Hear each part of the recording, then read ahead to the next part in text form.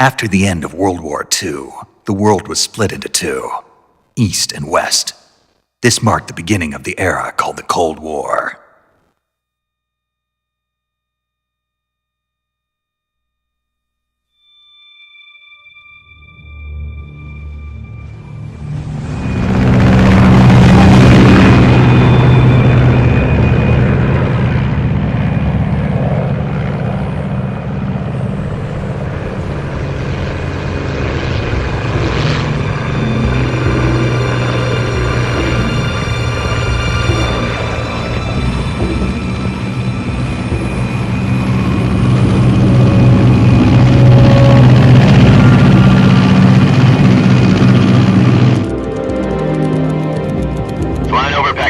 Altitude 30,000 feet.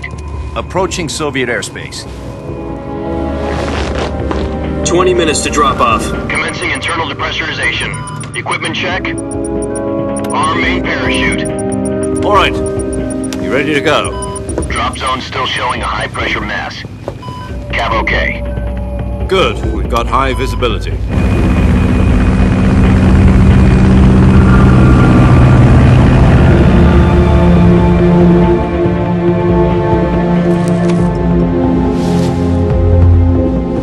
Put out that cigar.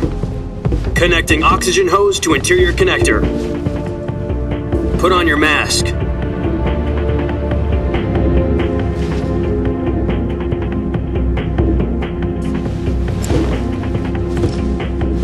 Does this panty waste know what he's doing? Approaching release point. 10 minutes to drop off. Hey, are you deaf? He said put out the cigar and put on your mask.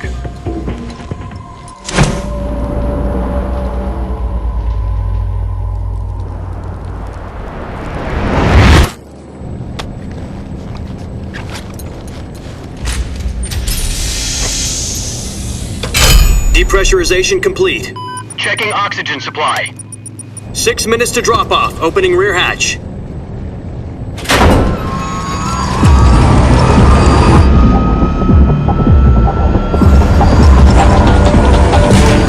Sunrise.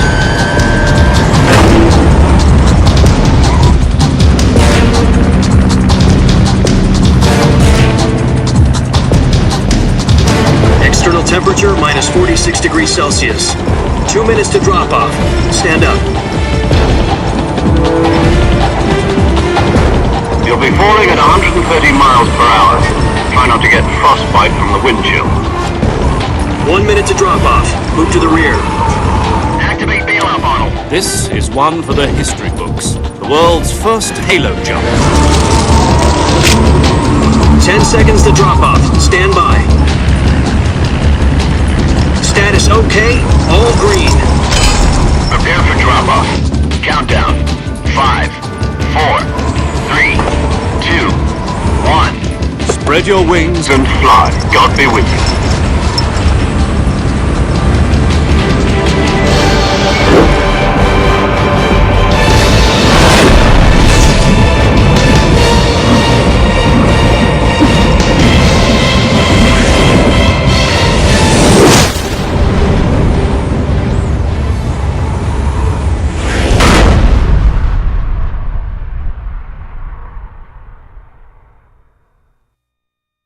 Jack, I've got some important news.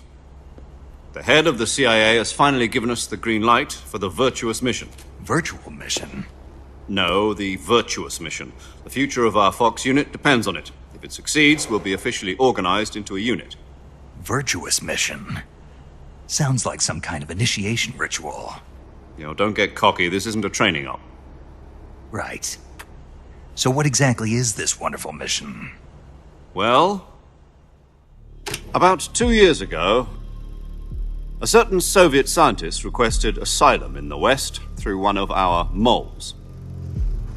His name is Nikolai Stepanovich Sokolov. He's head of the OKB-754 Design Bureau, one of the Soviets' top-secret weapon research facilities, and the East's foremost expert on weapons development. Sokolov? Isn't he that famous rocket scientist? The very same. On April the 12th, 1961, the Soviets achieved the first manned spaceflight in history.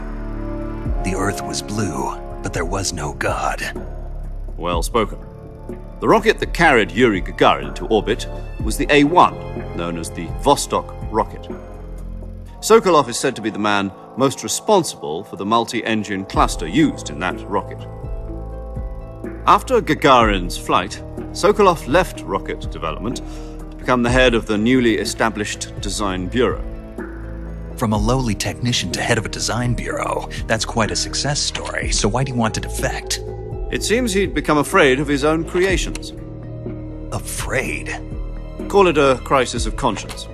And for that, he left his country and his family behind and went over the fence? Not exactly. One of his conditions was that his family was also to be taken safely to the west.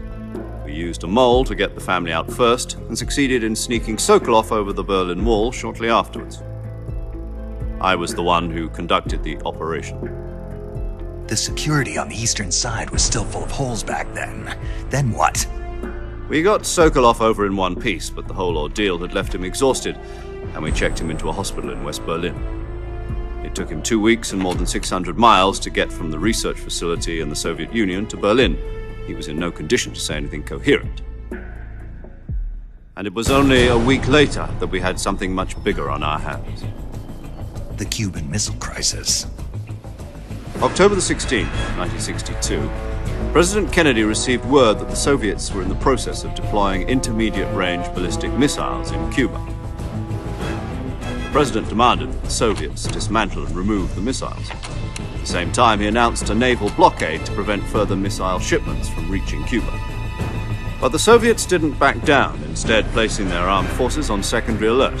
Soviet transport ships carrying missiles continued on course towards Cuba. US and Soviet forces went on alert for an all-out nuclear war. Frantic negotiations were conducted through the UN's Emergency Security Council and unofficial channels to end the hair-trigger standoff.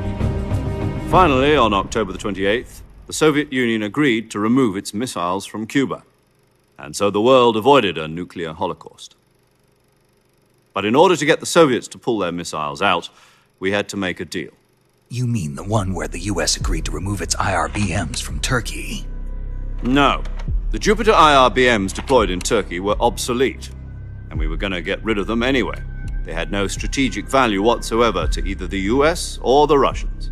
The Turkey deal was a ruse, a cover story that was fed to the other intelligence agencies around the world. So what did the Russians really want? Sokolov. They wanted us to return Sokolov. You mean the Soviets pulled out of Cuba just to get their hands on Sokolov? That's right. What the hell was he working on? At the time, we had no idea. We were running out of time. It was either give up Sokolov or risk full-scale nuclear war. In the end, we had no choice. President Kennedy gave in to Khrushchev's demand. The next day, I got Sokolov out of the hospital, handing him over to agents on the eastern side. Sokolov kept on screaming, "Save me," until he disappeared from my sight. Then a month ago, we received some new information from one of our moles. About Sokolov? Yes. He was taken back to the research facility and forced to continue working on the weapon in question under KGB supervision. What's more, it's on the verge of completion. So what kind of weapon is it? Something to do with space rockets? No, missiles. Same technology. I guess you're right. We don't know the details, but it appears to be a new kind of nuclear device. For half a year now, the Soviets have been conducting frequent nuclear tests at Semipalatinsk. Something to do with the weapon, I assume. We're talking about a secret weapon so big that Khrushchev was ready to pull out of Cuba to get it back. Is Sokolov still in the facility? No. According to our intelligence, he's in Selinoyarsk, a place in the mountains about 3 miles to the west that's known as the Virgin Cliffs. The Virgin Cliffs. Nice name for a virtuous mission. They moved him there just recently. Why? Apparently, they're conducting a field test of the weapon, but it's our best chance to get him back. This mission would never have been possible if he was still in the research facility. This is our last chance. Sokolov must have known that too when he contacted us.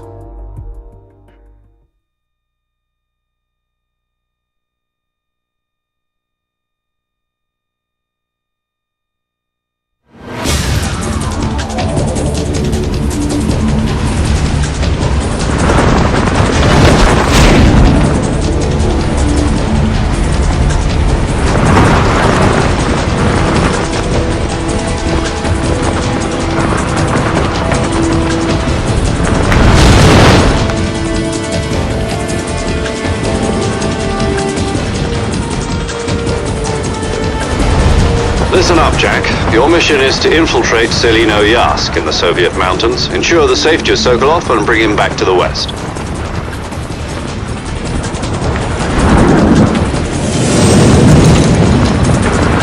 If we don't get Sokolov back before that weapon is complete, we'll be facing a major crisis.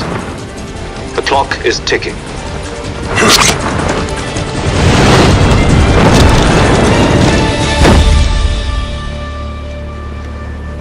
Once we've confirmed the rescue of Sokolov, stand by at the recovery point.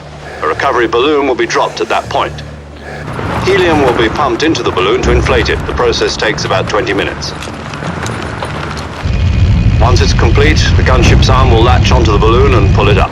The Fulton surface-to-air recovery system. I'm familiar with the theory. Take it easy. It's been combat-proven. Do you think Sokolov is up to it? The shock will be less than during a parachute jump, and the arm can handle up to 500 pounds. So you're planning on going over the border in a single combat Talon? She's equipped with two 6-barrel 20mm Vulcan cannons, as well as two 40mm machine guns. Sounds like she could hold her own against a battalion of tanks. Even with the fuel in the reserve tank, we're facing a 4-hour time limit. If all goes well, it shouldn't take more than a few hours. Home in time for dinner. But if anything goes wrong, you'll be eating dinner, breakfast, and all the rest of your meals in the jungle.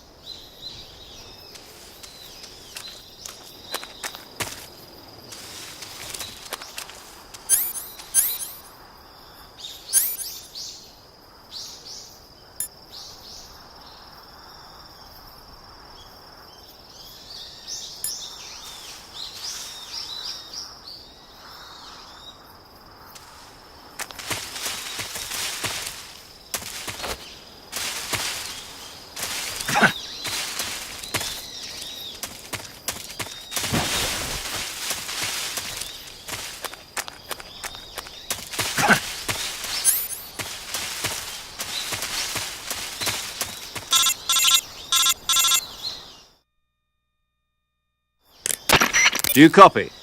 You're already in enemy territory, and somebody might be listening in. From here on out, we'll be using code names to refer to each other. Your code name for this mission will be Naked Snake. I'll be referring to you as Snake from now on. You're not to mention your real name. Snake? What, you don't like snakes? What do you mean? You've eaten one before, haven't you? In survival training. I'm glad to hear that. I don't know if I'd ever order one in a restaurant, but... Be careful, you might not have a choice. What about you, Major? What should I call you? Let's see. I'll be Tom. Call me Major Tom. Oh, and Snake? Yeah. The crew isn't watching anymore. You can take off the disguise now. Good idea. This isn't right.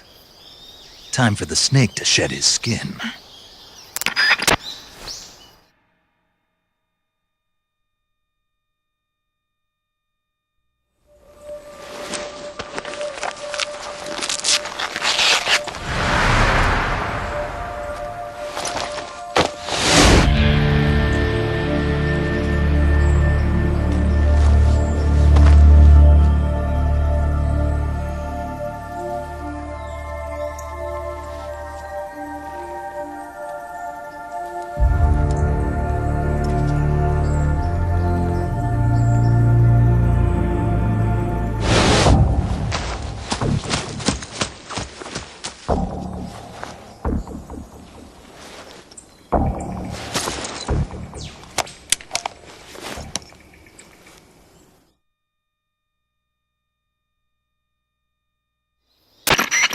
Can you hear me, Major Tom? This is Snake. Kept you waiting, huh? This will be a sneaking mission. You must not be seen by the enemy. You must leave no trace of your presence. Is that clear? This kind of infiltration is the Fox unit's speciality. In other words, weapons and equipment are procured on site. That goes for food as well. You're completely naked, just as your name implies. Great. Now I see why you asked me if I like snakes. I suppose calling me Snake was your idea of a joke, too. No, there's a good reason for that. I'll tell you later when the time is right. Gotcha. Getting back to the subject, how exactly am I supposed to feed myself? You've been issued a knife and a tranquilizer gun. Use them to hunt for food. You'll also find some medical supplies in your backpack.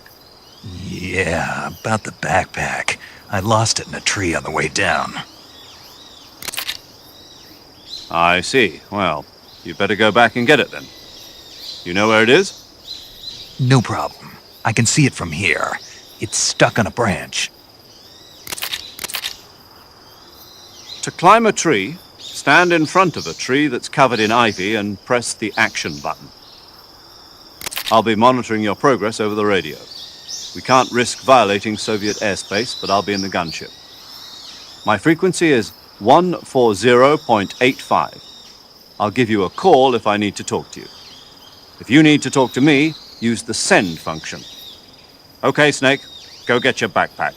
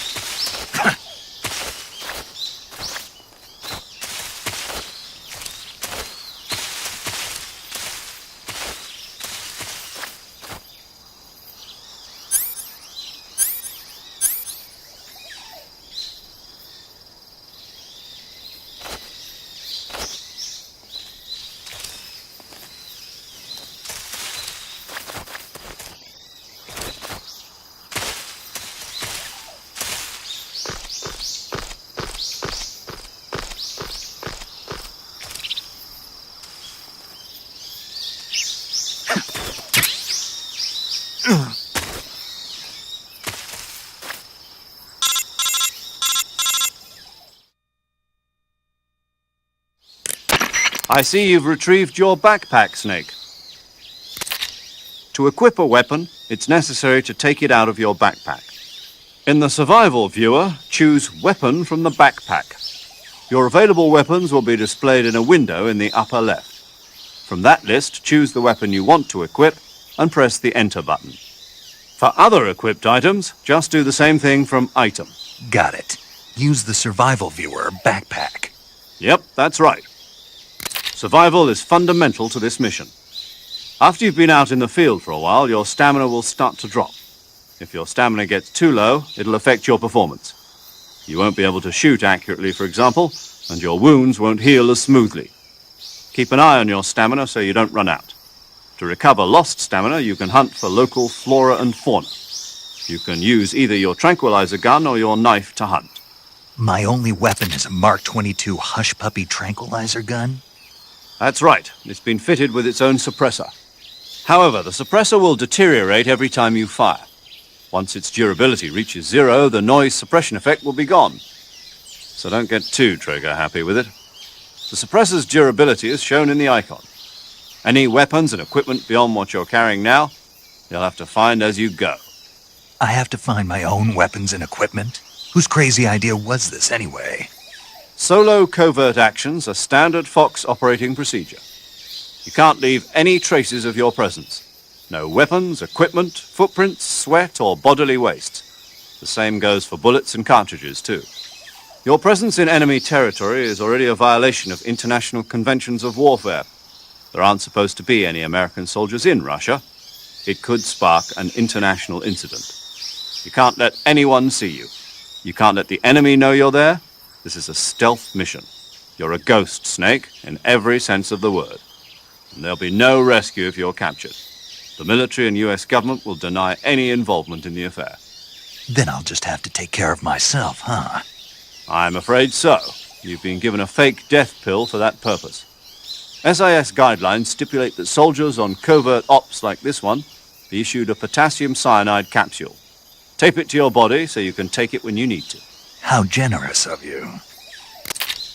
Use it if you're taken prisoner by the enemy. It'll send you into a state of false death for a short time. Fooling them into thinking that I'm really dead. So, how do I come back to life? Just take the revival pill. You mean that thing they put in my tooth before the mission? That's the one. But be careful. If you remain in a state of false death for too long, nothing will be able to bring you back. Remember that. I'll keep it in mind. You said this was a solo mission, right? Right. I guess that means I can't count on any reinforcements. Correct. The mission rests entirely in your hands. A real one-man army. Relax. There's a support team ready to back you up over the radio. Who? I'll introduce them to you. This time, survival is of utmost importance. The first member of the support team will be in charge of monitoring your physical condition, acting as a medic, so to speak, as well as recording your mission data. She's a member of FOX as well, and she's here on the gunship with me. She? Hello, Snake. I'm paramedic. Nice to meet you. Paramedic. As in a medic who comes in by parachute. Aren't you going to tell me your real name? Are you going to tell me yours, Mr. Snake? My name, huh? It's John Doe. And they call you Jack for short. You're a regular Captain Nemo. A name means nothing on the battlefield. After a week, no one has a name. What's your name? Jane Doe. Very funny. I wasn't joking, but I'll tell you my name only if you manage to make it back alive. My frequency is 145.73. She's also in charge of recording your mission data. Whenever you want to save, send a message over the reserved save frequency, 140.96. So saving lets me record my mission data. That's right. It also records the state of your health. Good to know. There's one more person I want to introduce you to, Snake. Huh? Speaking of snakes, you remember the boss, don't you? A legendary soldier and your mentor. Actually, it was the boss that got the DCI's authorization in the first place. She's going to be serving as Fox's mission advisor. The boss is? She also helped me plan this mission. She and I were at SAS together. Jack, is that you? How many years has it been? Boss? That's right. It's me. Talk to me. Let me hear your voice. It's been 5 years, 72 days, and 18 hours. You've lost weight. You can tell just by the sound of my voice. Of course I can. I know all about you. Really? Well, I don't know anything about you. What's that supposed to mean? Why'd you disappear on me all of a sudden? I was on a top secret mission. You didn't need me anymore. But there were still so many things I wanted you to teach me. No, I taught you everything you needed to know about fighting techniques. I taught you all I could. The rest you needed to learn on your own. Techniques, sure. But what about how to think like a soldier? How to think like a soldier? I can't teach you that. A soldier needs to be strong in spirit, body, and technique. And the only thing you can learn from someone else is technique. In fact, technique doesn't even matter. What's most important is spirit. Spirit and body are like two sides of a single coin. They're the same thing. I can't teach you how to think. You'll just have to figure it out for yourself. Listen to me, Jack. Just because soldiers are on the same side right now doesn't mean they always will be.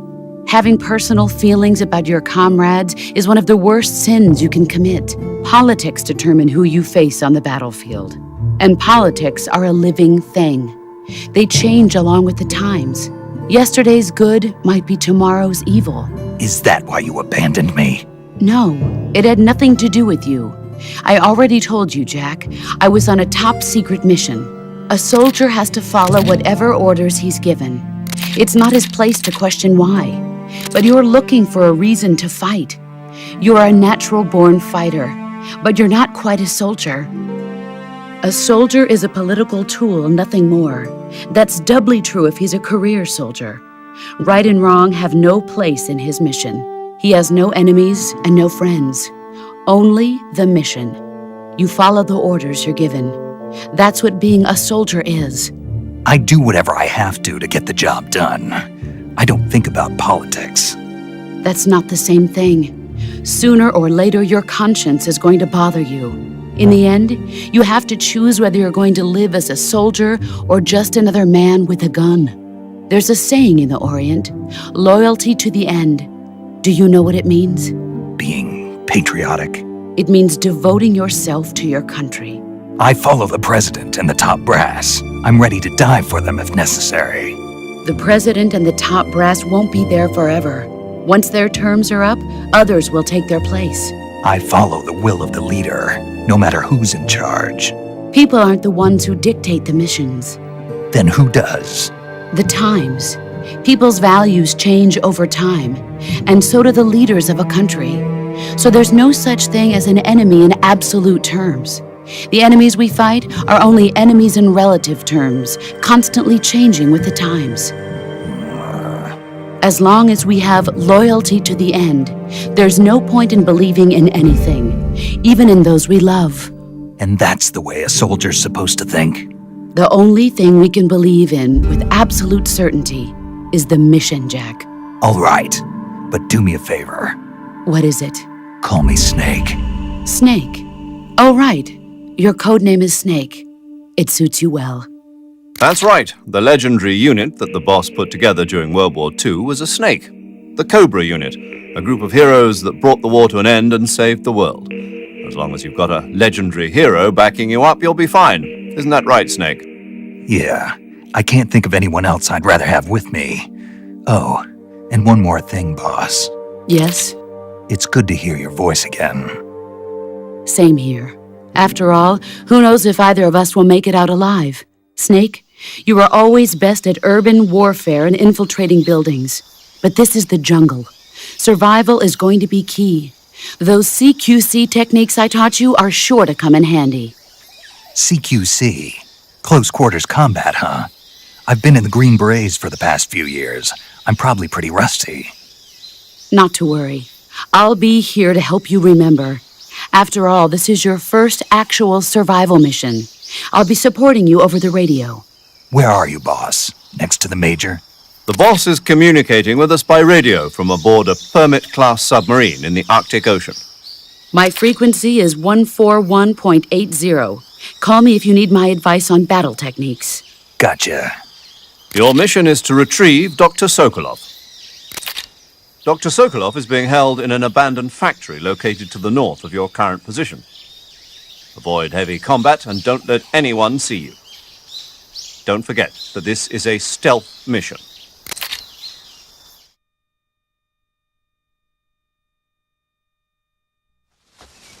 Snake, Try to remember some of the basics of CQC.